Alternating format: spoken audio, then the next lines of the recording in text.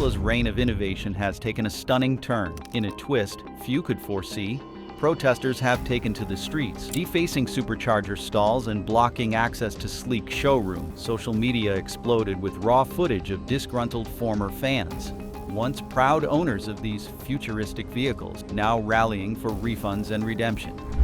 The backlash is not random vandalism, but a calculated uprising driven by betrayal, as those who once celebrated Tesla's cutting-edge technology now denounce its failure to live up to its promises. Rumors and videos of organized protests are rapidly becoming the new norm, shaking the very foundation of a brand once synonymous with progress. In this video, we reveal the unfolding crisis behind Tesla's downward spiral. Stay with us as we expose the secrets behind these explosive events, the policy shifts, and the fierce competition that may well dictate the future of electric vehicles and your next smart investment. The stock crash that shook Wall Street. While showrooms and charging stations were becoming flashpoints, institutional investors were glued to stock charts, trying to make sense of the freefall. Many had believed the company was untouchable, armed with a charismatic leader and a track record of hype-driven expansions. Nevertheless, the numbers told a different story. The share price tumbled consistently, and whispers about a steep decline in confidence began rippling through trading floors. Funds that had once publicly praised the company for disrupting the automotive space started reducing their holdings. Whispers about mass sell-offs surfaced after executives and board members parted with significant volumes of shares. Ex-loyal analysts who previously projected stratospheric valuations now cautioned their clients to brace for even steeper decline. At private gatherings, cautious hedge fund managers cited social unrest, leadership unpredictability, and mounting competition as reasons to exit. Even smaller investors, who had joined the bandwagon because of the brand's cult-like following, felt uneasy. They watched high-profile believers distance themselves, signaling that internal confidence was fragile at best. Meanwhile, major television segments and financial publications speculated about the root cause. Was it simply a normal correction, or did it foreshadow deeper troubles? Some pinned the blame on the mounting public backlash, while others believed it was linked to broader doubts about the growth model. Whatever the cause, the stock's decline shocked many who had considered it bulletproof. As these Wall Street concerns mounted, discussions emerged about the company's global expansion. People wondered if the story was the same overseas, but in one crucial market, the fallout looked even more dire. So let's talk about that, and while we do that, hit that subscribe button and the bell icon. Elon Musk just lost his best market. Over in China, the brand had once thrived thanks to generous government support and an enthusiastic consumer base. Factories buzzed with activity, and local buyers lined up to snag the newest models. Then everything shifted. Domestic players such as Build Your Dreams, known widely as BYD and NIO,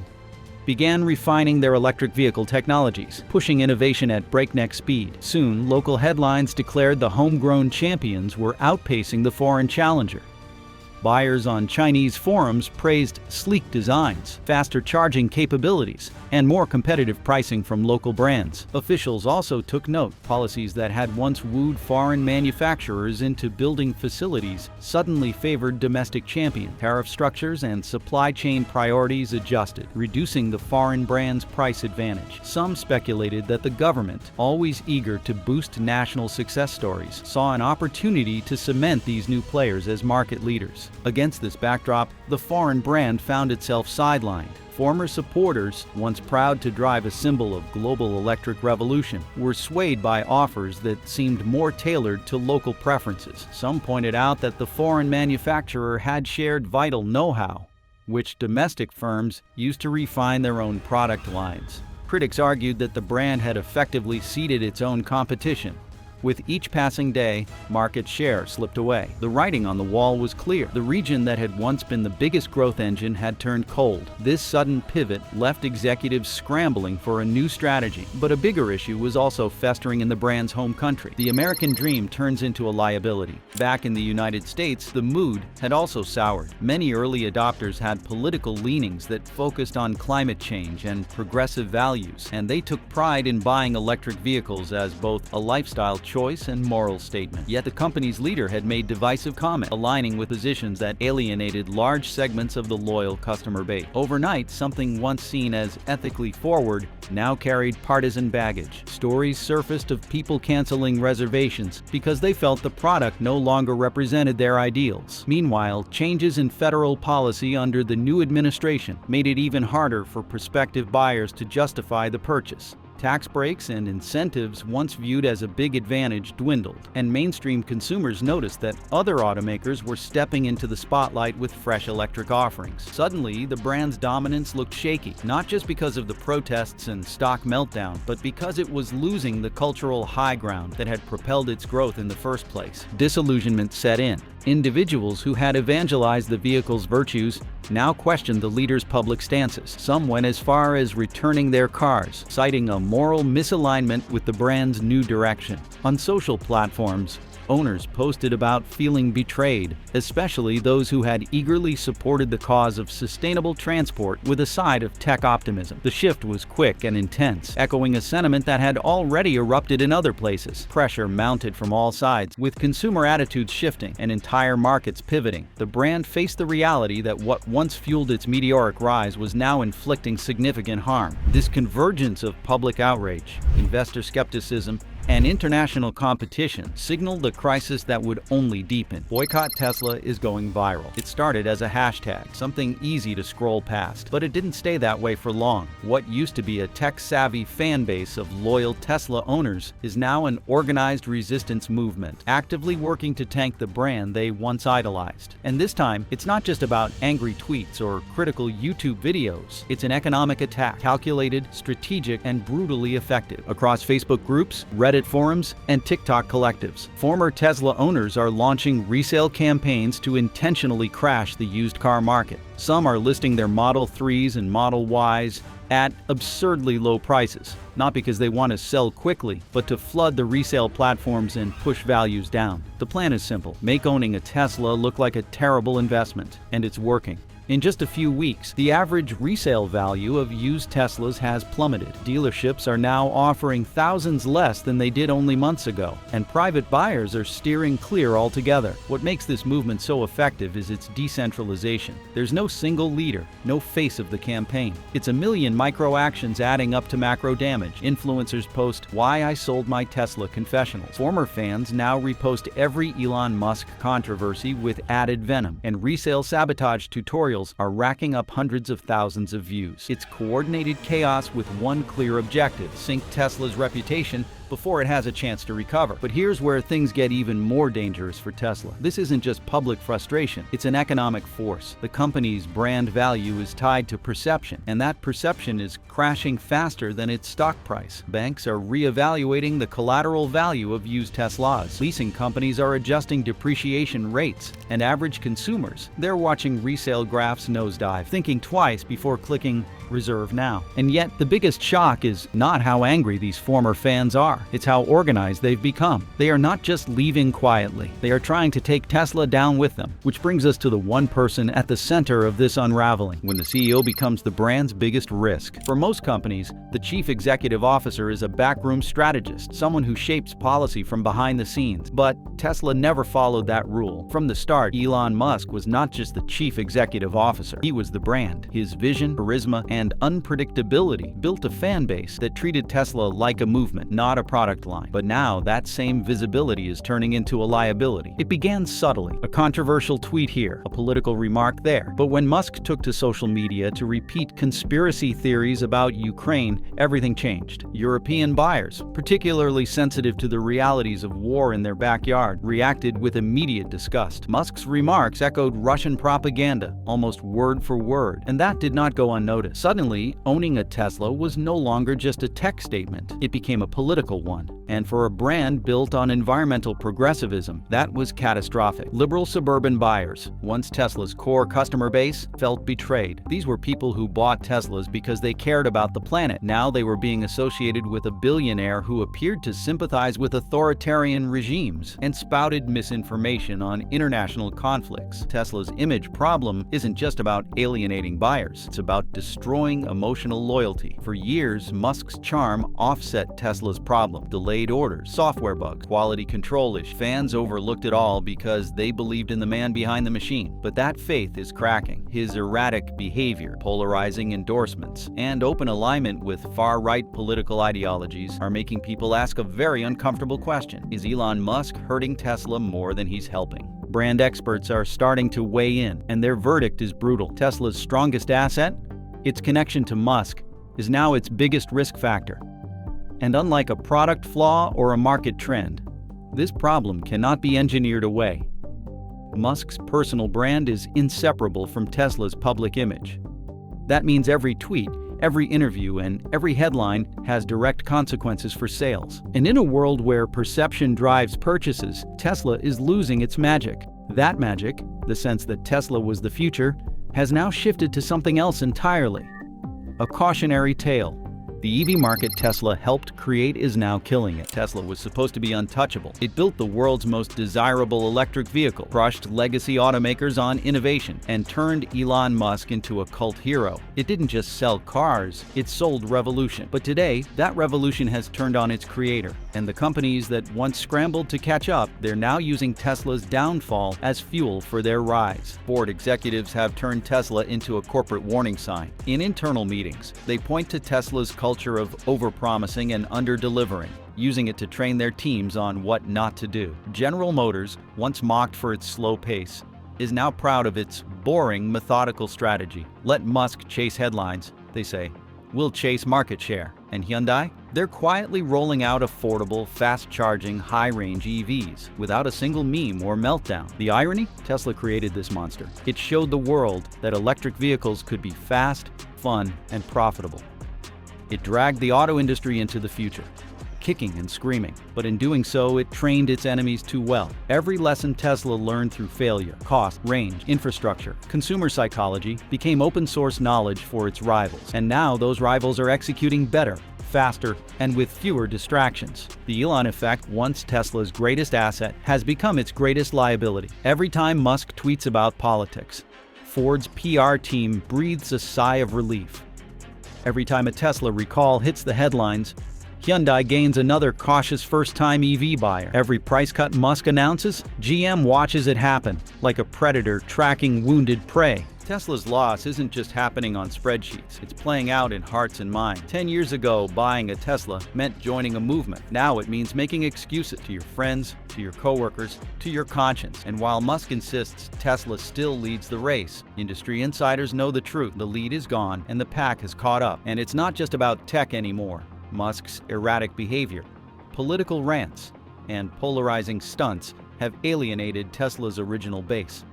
Upper-middle-class professionals who care about sustainability and social responsibility. These are not the people who want their car to be a political billboard. They're looking elsewhere, often to companies that say nothing at all. This is a disaster for Tesla, but it doesn't end here. Europe just turned its back on Elon. Europe was never going to be easy, but few expected a collapse this dramatic. In countries like France, Germany, and Spain, Tesla sales have fallen off a cliff. In Germany, a country where Teslas are actually built, registrations have dropped by more than half. In France, it's even worse. Some analysts are calling it the fastest fall from grace ever recorded in European automotive history. Why? Two reasons: politics and pride. First, Europe is not forgiving Elon Musk's political alignment. His public comments about Ukraine have created a massive backlash across the continent. Unlike the United States, where political divisions can benefit bold figures, Europe is unified in its disgust. Musk's statements echoing Kremlin talking points have alienated everyone from climate-conscious consumers to policymakers. And because Tesla was once a darling of the European environmental movement, this betrayal cuts deep. Second, Europe has options. Volkswagen, Peugeot, Mercedes-Benz, and Hyundai are all producing electric vehicles that match or exceed Tesla's offerings. These brands understand the local market, speak the language, literally and culturally, and do not come with the baggage of a controversial chief executive officer. For the average European buyer, it's now easier, safer, and more patriotic to choose local. European regulators aren't helping Musk's case either. With ongoing investigations into Tesla's self-driving software and increasing scrutiny over safety standards, Brussels is sending a clear message. Tesla is no longer the golden child, and there's talk of something even bigger: New tariffs. Policy analysts are hinting that the European Union might impose additional import restrictions specifically targeting Tesla's pricing advantage. If that happens, Tesla's European operation, already bleeding, might not survive the next fiscal year. That's not just a warning, that's a turning point. Because if Tesla can't win over Europe, one of the most electric vehicle-friendly regions on the planet, then what does that say about its future elsewhere? Let's just say, the resistance is no longer the underdog. It might be the beginning of Tesla's final act. Full self-driving is falling apart. The promise of full self-driving was once Tesla's crown jewel.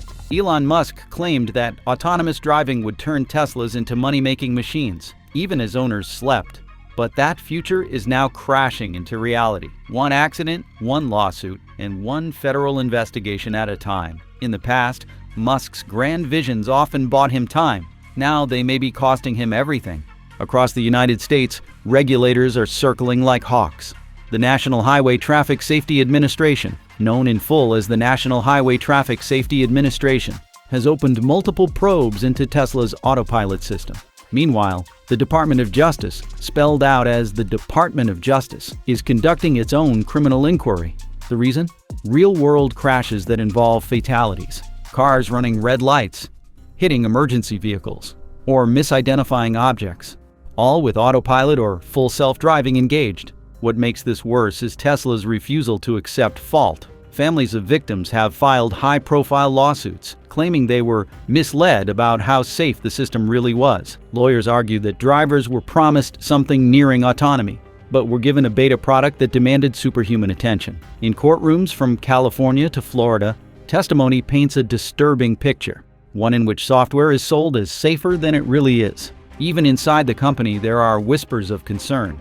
Former Tesla engineers have told journalists that testing procedures were rushed. Internal emails and leaked reports show a disconnect between marketing and engineering. While Tesla describes its systems as advanced and revolutionary, regulators use more cautionary words: experimental, incomplete, and unsafe. For Musk, this is more than a software glitch. It's a legal minefield. If federal agencies find Tesla guilty of misrepresenting safety claims, penalties could stretch into the billions. Worse, the company could be banned from offering autopilot without recertification. That means the one feature that helped justify Tesla's high prices, its so-called self-driving edge, might soon vanish from showrooms. And this cuts deeper. Tesla's valuation was always tied to the future, not the present. Investors weren't just buying a car company, they were buying into a robotaxi empire. But what if that empire is legally impossible? What if no regulator ever approves full self-driving for mass use? If that's the case, then Musk's biggest future bet, the one that justifies sky-high prices, investor loyalty, and years of delayed promises, might be legally untenable. And that changes everything. The end of Tesla's subsidy era. Tesla has always benefited from government incentives. You can say Tesla rode the wave of these incentives, and they weren't small bonuses. They were major accelerators of sales. Federal tax credits, clean vehicle rebates, and zero-emissions credits helped Tesla undercut gas-powered competitors. But that era is now ending, and the timing could not be worse. Under the Trump administration's return to power, the federal landscape has shifted dramatically. In a sweeping overhaul of electric vehicle policy, tax incentives once favoring Tesla are either eliminated or redirected. A new focus on domestic labor unions and traditional automakers, like Ford and General Motors, has pushed Tesla to the margins. After all, Tesla resists unionization, and that resistance now carries consequences. Tesla no longer qualifies for full federal tax credits on several models due to supply chain requirements and labor conditions. These aren't technicalities, they are revenue killers. In the past, buyers of a Model Y might receive up to $7,500 in credits. Now, many of them get nothing, and that price gap suddenly matters. The effects ripple fast. Without subsidies, Tesla's cars seem less affordable. More importantly, competitors who do qualify for new credits, like Hyundai, General Motors, and even Volkswagen, are now more appealing to middle-class buyers. Tesla is being undercut not because of weaker technology, but because of weaker political positioning. Even in states like California, where EV support remains strong, Tesla faces resistance. Some state-level programs have tightened eligibility rules. Others now favor vehicles made in unionized factories. In response, Tesla has lobbied aggressively. But the truth is unavoidable. The political winds have changed, and Tesla is no longer the poster child for clean energy. This exposes a troubling irony. The company that once benefited most from government intervention is now losing ground because of it. And that loss isn't just a policy story, it's a business crisis. Sales in the first quarter of this year fell sharply, with analysts pointing to the sudden loss of incentives as a key factor. More concerning is the long-term outlook. If the subsidy faucet remains off, Tesla's pricing power disappears. That leaves only brand loyalty and raw engineering to justify premiums. And as we'll see next, even that technical edge is no longer guaranteed. The EV market Tesla helped create is now killing it. Once, Tesla had no real rivals. Now it has dozens. From South Korea's Hyundai to Germany's Volkswagen, legacy automakers have flooded the electric vehicle space. And they're not just offering alternatives. They're offering better value, broader reliability, and none of the drama. Consider the Hyundai Ioniq lineup or the Ford Mustang Mach-E. These are vehicles built on next-gen platforms, with sleek interiors, long range, and aggressive pricing. More importantly, they offer the same capabilities as Tesla's Model Y or Model 3, without the headaches of software glitches, service delays, or controversial leadership. Why is this happening now? Because for the past decade, global automakers quietly studied Tesla. They reverse-engineered battery systems, mimicked its minimalist design, and hired away former Tesla engineers. The results are now hitting the market, and hitting Tesla hard. Volkswagen has rolled out its ID family across Europe and North America. General Motors is scaling its Ultium platform. Even Ford, once mocked for its slow EV pivot, now sells tens of thousands of Mach-E units per quarter. The punchline? Many of these vehicles beat Tesla on specs. More range, faster charging, better software interfaces. But the most brutal blows come from China. Brands like BYD and NIO offer world-class EVs at significantly lower costs. In markets like Australia, Southeast Asia, and South America, Tesla is rapidly losing share. And as those Chinese brands expand into Europe and eventually the United States, Tesla's grip loosens even more. There's also the issue of reliability. J.D. Power, spelled out as J.D. Power, and Associates has repeatedly ranked Tesla poorly in quality surveys. Consumers now see Tesla as a risky choice, not because of innovation, but because of inconsistent delivery. That perception erodes the very edge Tesla once claimed. The irony is tragic. Tesla created the modern EV boom. It forced competitors to go electric. It pushed governments to offer incentives. It made electric cool. But in doing so, it trained the market to demand better EVs. Just as its own innovation curve began to flatten, the very market Tesla helped create is now killing it. And the killing blow isn't scandal, it's competition. Even Tesla's battery strategy is outdated. The company secured partnerships with Panasonic, scaled production through gigafactories, and promised innovations like the 1865 cell. For years, no one could match Tesla's battery efficiency, density, or integration. But those days are over. Today, Tesla is falling behind in the very arena it once dominated. The company still relies heavily on external suppliers for key cell components. Meanwhile, rivals like BYD and CATL, notably spelled out as Contemporary Amperex Technology Company Limited, are building vertically integrated supply chains that lower cost and boost innovation.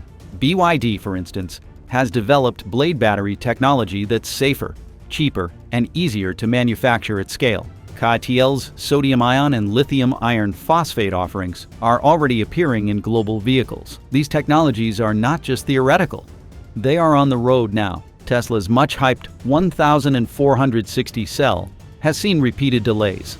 Manufacturing challenges, unexpected costs, and design revisions have pushed back mass rollout. As a result, newer Tesla models still rely on older battery architectures, while competitors leap forward. Even worse, Tesla's core manufacturing approach is no longer unique. Companies in South Korea, Japan, and Germany are catching up in battery pack design, thermal management, and structural integration. The Gigafactory model that once gave Tesla a cost advantage is now the industry standard. That edge is gone.